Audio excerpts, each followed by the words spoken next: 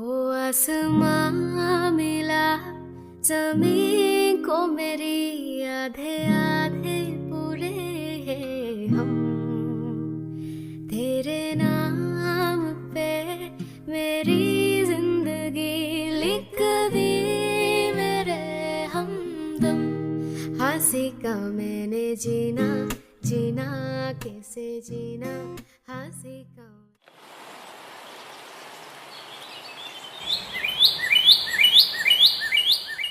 Hello ඔයාලට කොහොමද? හරිම ආදරෙන් පිළිගන්න අදත් ඔයාලව. අද දවස හරිම ලස්සන දවසක් වෙන්න යන්නේ. මොකද අද ගොඩාක් සීතල අඩු දවසක්. ලොකෝ සීතල කාලෙකින් පස්සේ මේ වගේ ඉතින් දවසක් එද්දී අපිට හිතට වගේම ගතටත් හරිම සනීපයි.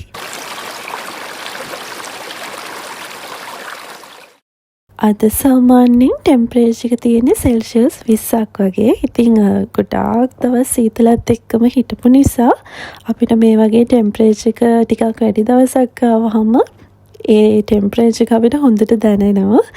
සීසන්ස් චේන්ජ් වෙනවත් එක්කම ජපානෙට මේ දවස්වල ටිකක් වැස්ස තියෙන කාලයක් තමයි ගත වෙන්නේ. ඉතින් මේ වගේ ටිකක් ටෙම්පරේචර් එක වැඩි දවසක් ඉන්නේ හරිම අඩුවෙන්. ඒ නිසා මේ වගේ දවස් කොහොමද මිස් කරගන්නේ නේද? ඒ නිසා අපිත් ආවා චුට්ටක් විනෝද වෙලා යන්න මේ පාක් එකට.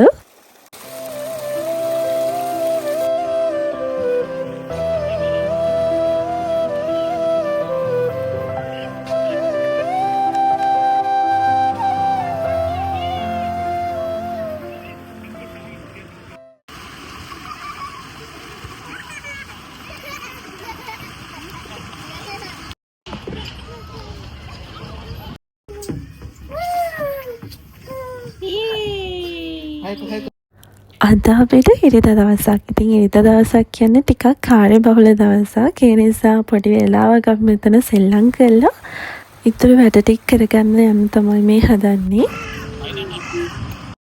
අපි ටික දුරක් යද්දී බලන්නකෝ ක්ලයිමේට් එක චේන්ජ් වෙන හැටි හොඳටම වහින්න පටන් ගත්තා. ඉතින් ඒ නිසා අපි හිතුවා ටිකක් තාලලා නිසා ලන්ච් එක අරගෙනම ඉතුරු වැඩ ටික කරගන්න. ඔයාලගේ ඉරිදා දවස මොන වගේද? අපේ ඉරිදා දවස නම් වැඩ ගොඩාක් එක්ක ගත වෙන හරිම කාර්යබහුල හරිම වේගයෙන් ගෙවන දවසක් තමයි ඉරිදා කියන්නේ.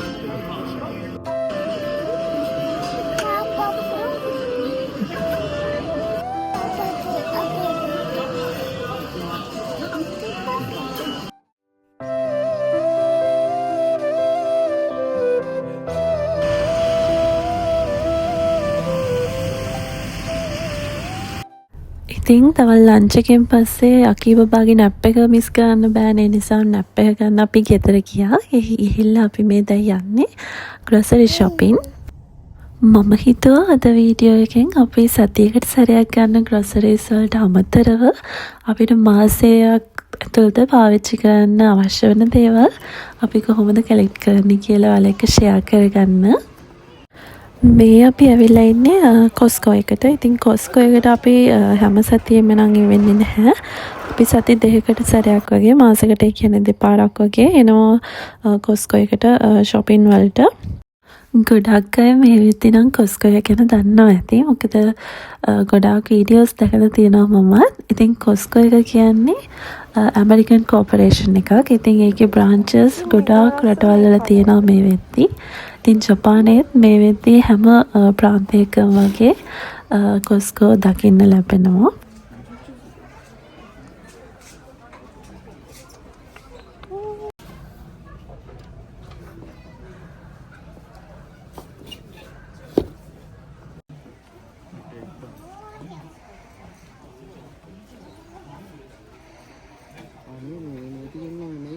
ඉතින් මේ ස්ටෝර් එකෙන් අපිට ගෙදරට අවශ්‍ය කරන ග්‍රොසරීස් විතරක්ම නෙවෙයි අපිට තව අවශ්‍ය කරන ප්ලාන්ට්ස් වර්ග, ස්කින් කෙයාර් ප්‍රොඩක්ට්ස්, එතකොට මෙඩිසින්, ෂූස්, ඇඳුම් ගොඩාක් දේවල් අපිට මෙතනින් ගන්න පුළුවන්.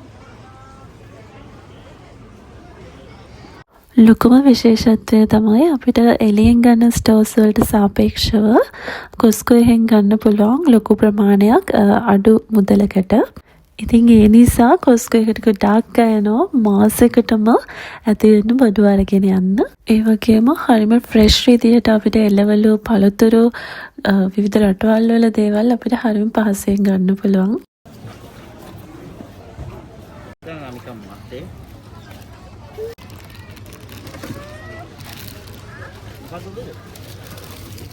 මේ ගමු. හරි හැබැයි තොරින් දෙමු. මේ ගමු.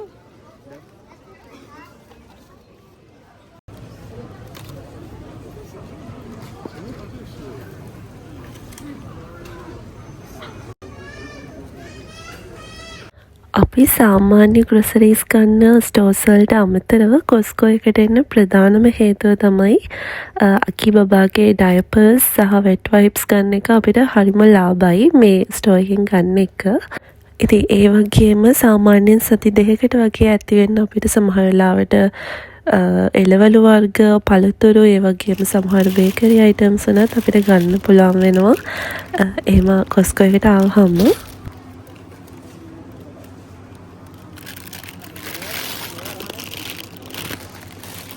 මේකත් හොඳයි හැබැයි මේ ගන්නද මේක අර පොත්ත හයියයි දන්න හැමෝම අස්සීට කන්නද මේ හැබැයි ඒක නෙවෙයි නේද මේක චිලි වල එකක් නේ ඒ ජපාන එකේ තමයි පොත් එයා මේක එකක් බලලා ගන්න හොඳයි ඒක ටික හරි නෑ ඒකේ ලොකු ගෙඩි අනික පාටක් මේක එකක් ගත්තා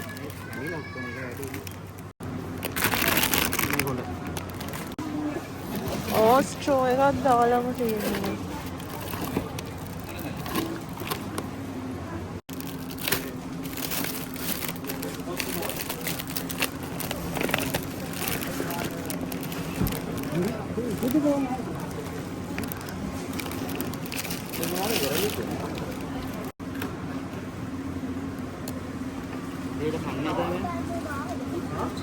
මේක හොඳයිද? Aki.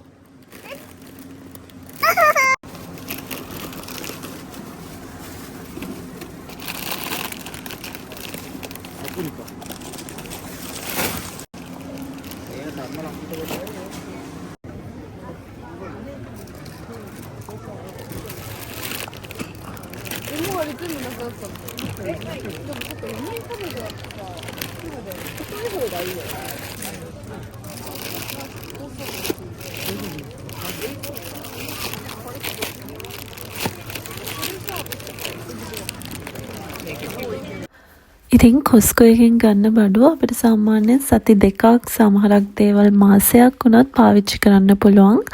ඉතින් ගොඩාක් ලොකු ක්වොන්ටිටි එකක් තියෙන නිසා සාමාන්‍ය ලොකු ෆැමිලි එකකට නම් සතියකට ඇති වෙන්න shopping කරන්න පුළුවන් කොස්කෝ එකට ආවොත්. මේ තියෙන්නේ මේ ස්ටෝර් එකේ dessert and bakery items තියෙන ඒරියා එක. ඉතින් මෙතන විවිධ වර්ගයේ dessert වර්ග ඒ වගේම විවිධ වර්ගයේ bakery items ගොඩාක් තියෙනවා. ඉතින් පාර්ටි එකකට වගේ ලොකු ක්වොන්ටිටි එකක් ගන්න වෙලාවකට මෙතනින් ගන්න එක හරිම ෂෝක්. රෙස්ටොරන්ට් එකේ පොඩි එක නම් ලොකු එක නේ. අතන තියෙන පොඩි මේක තමයි. ඉතින් පොඩ අවුස්සක් ගන්න බලන්න.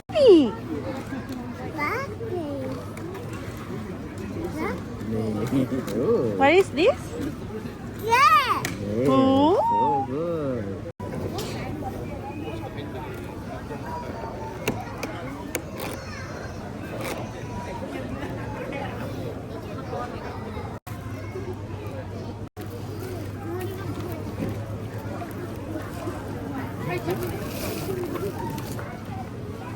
කොස්කෝ එකෙන් ගන්න මේ වගේ දේවල් ගොඩක් කල් පාවිච්චි කරන්න බෑනේ. ඒ නිසා දවසක් දෙකක් පාවිච්චි කරලා ඊටර ටික අපි ෆ්‍රීස් කරනවා. තව සතියක් විතර පාවිච්චි කරන්න. මොනවද ඔය කොන්නේ? රෝස්බෙරි කොනොන්ද?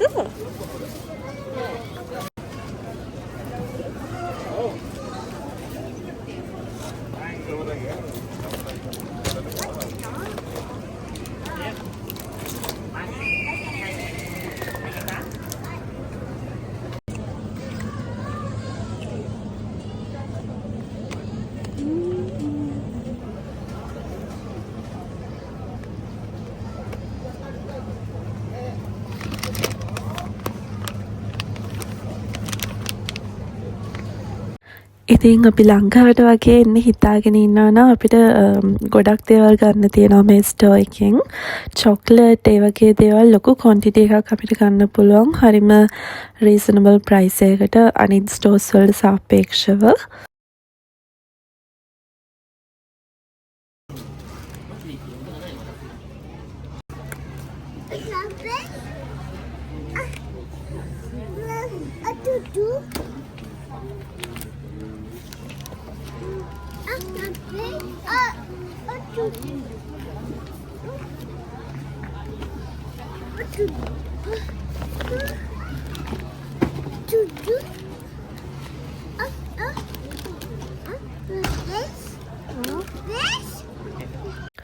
සාමාන්‍යයෙන් කොස්කෝ එකට එද්දී අපිට අවශ්‍ය දේවල් නෝට් ඩවුන් කරගන්නවා. ඊට අමතරව මොන හරි විශේෂ දෙයක් අපි ආස දෙයක් තිබුණොත් විතරක් තමයි අපි ගන්නෙ. මොකද දකින ගොඩාක් දේවල් ගන්න පෙළඹෙනවා වැඩි කොස්කෝ එකේ. ඒ නිසා අපි ස්මාර්ට් වෙන්න ඕනේ අපිට අවශ්‍ය දේ විතරක් තෝරලා ගන්න. ඉතින් ජපානයට දැන් ස්ප්‍රිං එකනේ. ඉතින් ඒ නිසා ස්ප්‍රිං එකට හැම ස්ටෝර් එකකම වගේ ලස්සන මල් දාලා තියෙනවා. දැන් ටියුලිප් සීසන් එක නිසා ටියුලිප් මල් පෙරේලා තියෙනවා. ඒ වගේම අලුත් ප්ලාන්ට්ස් වර්ග දාලා තියෙනවා. ඒ නිසා අනිත් ස්ටෝර්ස් වල shopping කරනවට වඩා සාමාන්‍යයෙන් කොස්කෝ එකේ shopping කරන එකේ පොඩි විශේෂත්වයක් තියෙනවා. විශේෂයෙන් මම හරිම කැමතියි. දැන් අනිත් ස්ටෝර්ස් වල අපි shopping කරද්දී ඒක ටිකක් boring වෙනානේ. හැබැයි කොස්කෝ එකේ එහෙම නෑ. අපිට samples try කරන්න පුළුවන්. අලුත් දේවල් බලන්න පුළුවන්. ඒ නිසා හරිම ආසාවෙන් තමයි අපි කොස්කෝ එකට එන්නේ shopping කරන්න.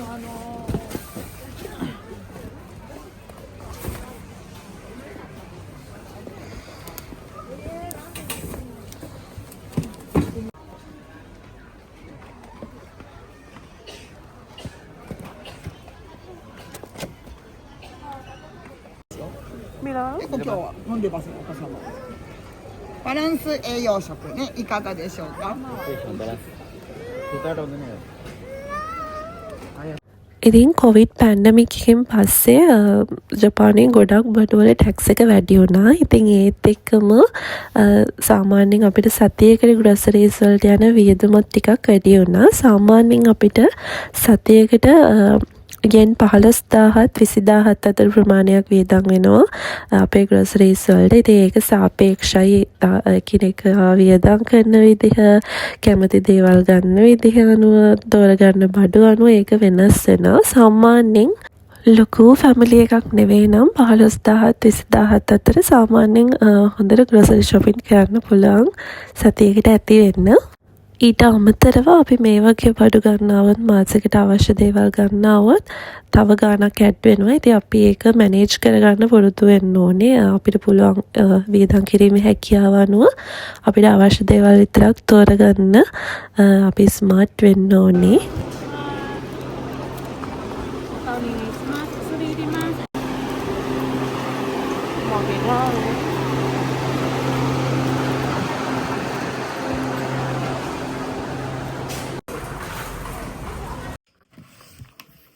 ඊට අමතරව අපි ඉතින් ගොඩක් පුරුදු වෙලා ඉන්නේ ලංකාවේ විදිහට කන්න බොන්නනේ මොන රටේ හිටියත්. ඉතින් ඒ නිසා ගොඩක් පිට රටේ ඉන්න අය ඒ රටවල ගොඩක් තියෙන ශ්‍රී ලංකන් ස්ටෝර්ස්. ඉතින් අපිත් ශ්‍රී ලංකන් ස්ටෝර් එකකින් මාසෙකට ඇති වෙන්න ප්‍රමාණයට බඩු ඕඩර් කරලා තියා ගන්නවා. හාල්, පොල්, අපිට උයන්න අවශ්‍ය වෙන දේවල් ඒ හැමදේම. ඉතින් ඒ දේවල් වලටත් අපිට මාසෙකට සැලකිය යුතු මුදලක් වැය වෙනවා. ඉතින් අපි ඒ හැමදේම මැනේජ් කරගන්න පුරුදු වෙන්න ඕනේ අපේ තියෙන හැකියාව අනුව.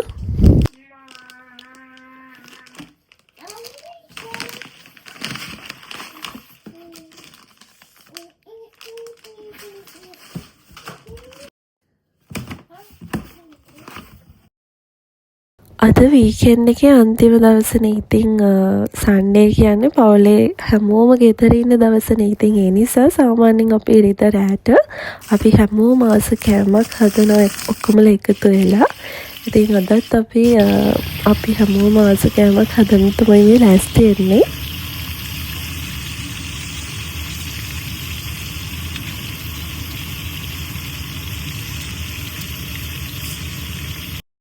ඉතින් අපි ලංකාවෙන් පිටනේ ජීවත් වෙන්නේ. ඉතින් එතකොට අපිට ගොඩාක් මිස් වෙන දෙයක් තමයි ලංකාවේ කෑම. ඉතින් අපි පුළුවන් හැම වෙලේම අපිට පුළුවන් විදිහට අපි ආස විදිහට කෑම හදා ගන්නවා. ඉතින් අදත් ඒ වගේ විශේෂ කෑමක් තමයි හදන්නේ. විශේෂයෙන්ම අපි දෙන්න විතරක්ම නෙවෙයි අකී බබත් මේ සිංහල කෑම එකට හරිම කැමතියි.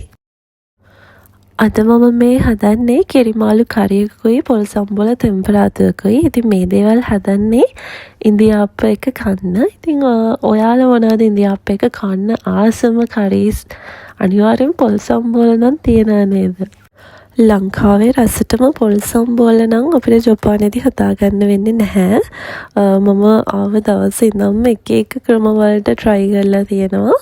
හැබැයි ඒ රස නම් මට තාම ඒ විදිහට හදාගන්න බැරි වුණා. හැබැයි මේ විදිහට අපි normal සම්බෝලේ හදලා ඒක ටෙම්පරාදු කරලා හදලා බලන්නකෝ. එතකොටත් අපි ආස හිතන විදිහේ හරි විශේෂ රසක් තියෙනවා පොල් සම්බෝලේකේ. ඉතින් ඔයත් ලංකාවෙන් පිට ඉන්න එක්කෙනෙක් නම් සම්බෝලම් ෆෑන් කෙනෙක් නම් ඒ විදිහට try කරලා බලන්නකෝ. ෆ්‍රෙෂ් පොල් වලින් නැතුව හදන සම්බෝලේ මේ විදිහට ටෙම්පරාදු කරලා හදුවම හරිම රසයි.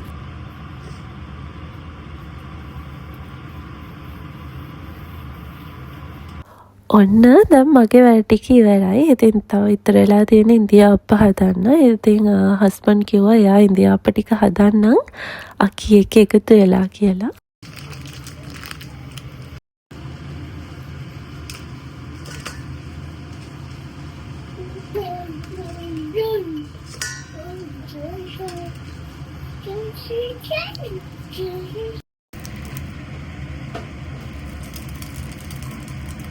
ඉතින් ජපානයේ අපි මොනතරම් රස කෑම කෑවත් අපි කාලා තියෙන රසම කෑම තමයි මේ විදිහට අපි හදාගෙන කන සිංහල කෑම. ඉතින් මේ කෑම වල රස අපිට ජපානයේ කිසිම කෑමකින් ගන්න බෑ. ඉතින් ගෙවුණු සතියේ අවසානය මං ආසම විදිහට මං ආදරය කරන අයත් එක්ක හරි ලස්සනට ඉවර කරන්න මට පුළුවන් වුණා. ඉතින් මේ හැම දෙයක්ම වෙනුවෙන් මං ස්තුතිවන්ත වෙන්නම ඕනේ. ගෙවුණු සතියේ හොඳ නරක හැමදේම ඒ සතියෙම ඉතුරු කරලා හොඳ එනර්ජි එකකින් හොඳ විශ්වාසයකින් අලුත් සතියට යන්න. ඉතින් ආයෙත් ළඟදිම දවසක අලව බලන්න එන්නම්.